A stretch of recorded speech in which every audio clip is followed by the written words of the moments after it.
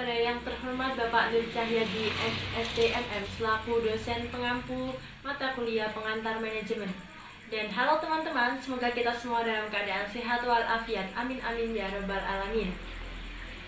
Kami di sini akan mempresentasikan hasil kerja kelompok kami dari kelompok 3 yang beranggotakan saya, Devina Delia, dengan nomor induk mahasiswa 2003-01245. Assalamualaikum warahmatullahi wabarakatuh. Perkenalkan, nama saya Dio Alif Utama dengan nomor induk mahasiswa 230-1209.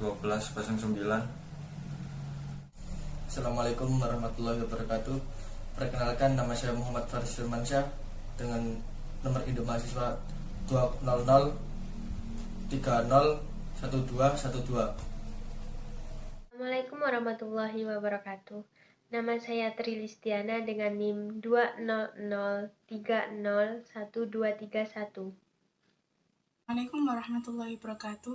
Nama saya Sylviana Difatun Nikmah dengan NIM 200301237. Assalamualaikum warahmatullahi wabarakatuh. Nama saya Arfaul Auni Alubaidiyah dengan NIM 200301248. Assalamualaikum warahmatullahi wabarakatuh. Nama saya Anissa Nur Safitri dengan NIM 200301249.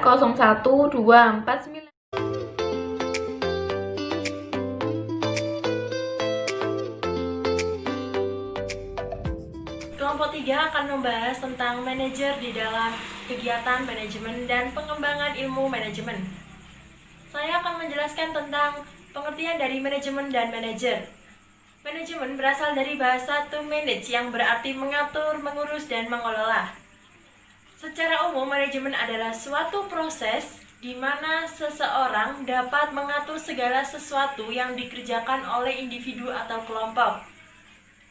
Manajemen perlu dilakukan guna mencapai tujuan atau target dari individu atau kelompok tersebut.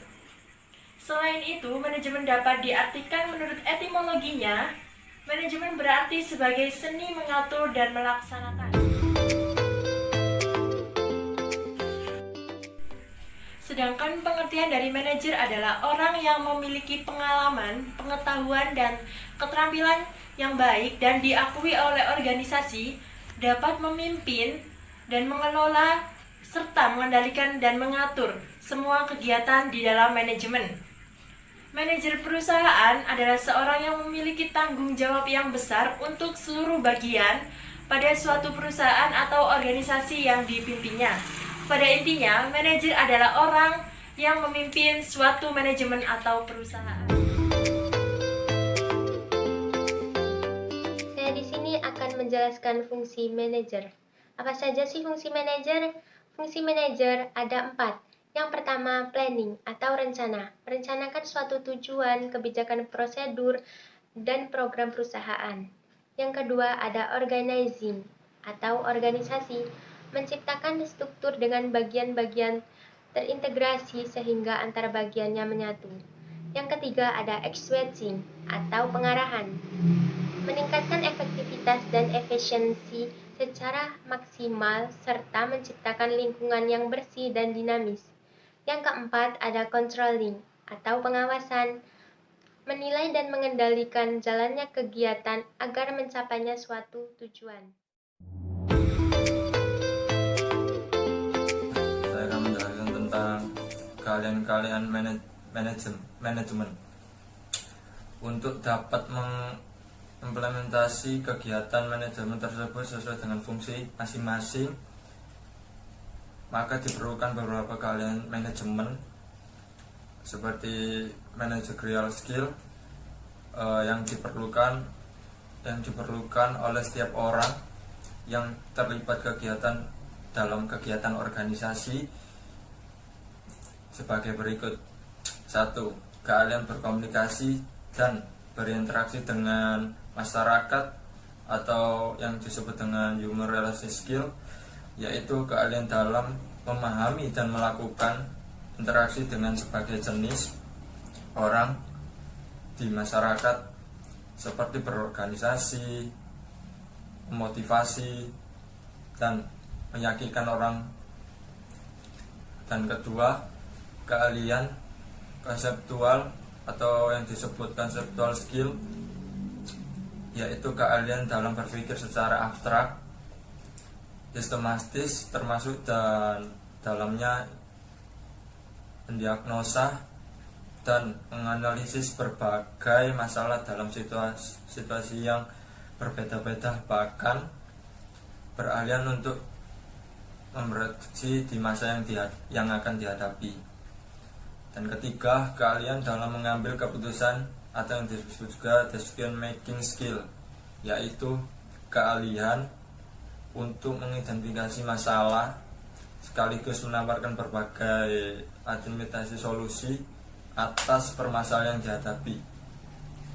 Dan yang keempat, keahlian mengelola waktu atau yang disebut time management skill, yaitu keahlian material yang bermanfaat waktu secara efektif dan efisien. Beberapa keahlian lain saat ini juga menjadi keahlian yang diperlukan dalam bidang manajemen atau pengelola bisnis, dan terutama jika dikaitkan dengan persaingan bisnis global. Di antara keahlian tersebut adalah keahlian dalam manajemen global atau yang disebut global skills, yaitu keahlian manajerial yang tidak saja terfokus pada suatu keadaan di negara tertentu. Pada satu keadaan di negara tertentu, akan tetapi juga lintas negara, bahkan lintas budaya.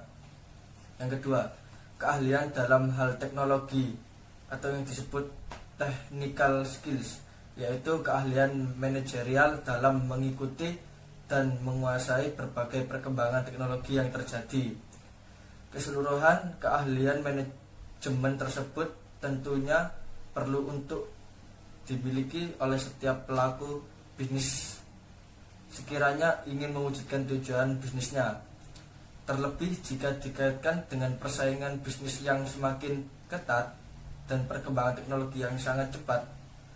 Keahlian tunggal saja tidak cukup untuk memenangkan persaingan. Tugas seorang manajer: 1. Memimpin organisasi. 2. Mengatur dan mengendalikan organisasi. 3. Mengembangkan organisasi. 4. Mengatasi berbagai masalah yang dihadapi organisasi. 5. Meningkatkan rasa tanggung jawab. 6. Mengevaluasi kegiatan-kegiatan organisasi. 7. Menggali dan mengembangkan sumber daya yang dimiliki organisasi atau perusahaan. Manajemen sebagai seni dan sains. Sains mengajarkan kita untuk mengetahui prinsip-prinsip tertentu, dan seni mengajarkan kita untuk melakukan berbagai hal yang berbeda secara kreatif. Agar sukses, manajer membutuhkan kombinasi dari sains dan seni, tidak hanya dari sumber daya yang ada dalam organisasi. Manajer harus bergantung kepada kemampuan manajemen artistik untuk melakukan pekerjaan yang memuaskan secara real time.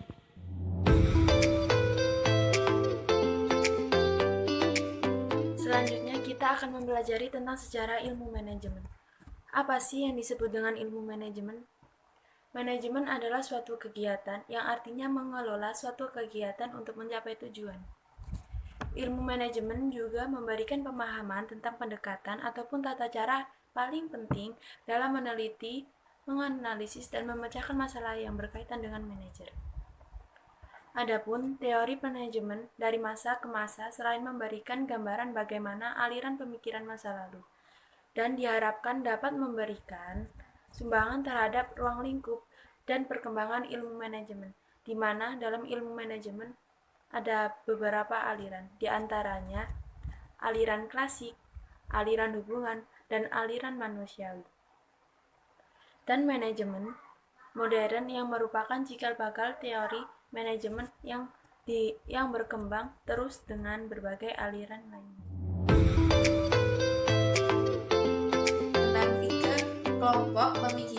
manajemen.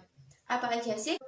Mulai dari yang pertama yaitu perspektif manajemen klasik, merupakan kelompok manajemen ilmiah atau saintifik seperti perusahaan manufaktur, bank umum, perusahaan asuransi, perusahaan retail, dan kelompok manajemen administrasi. Yang kedua, perspektif manajemen perilaku yang membahas tentang studi home, teori relasi manusia, dan teori perilaku kontemporer. Studi home sendiri merupakan teori perhatian yang menjelaskan mengenai pekerja akan lebih produktif jika merasa diperhatikan. Sedangkan teori relasi manusia yang membahas mengenai hierarki kebutuhan. Dan yang terakhir yaitu teori perilaku kontemporer yang mengupas mengenai perhatian pada perilaku pekerjaan yang disebabkan oleh faktor psikologis, sosiologis, antropologis, dan lain sebagainya. Yang terakhir atau yang ketiga adalah perspektif manajemen kuantitatif, dibagi menjadi dua, yaitu kelompok manajemen sains dan kelompok manajemen operasi.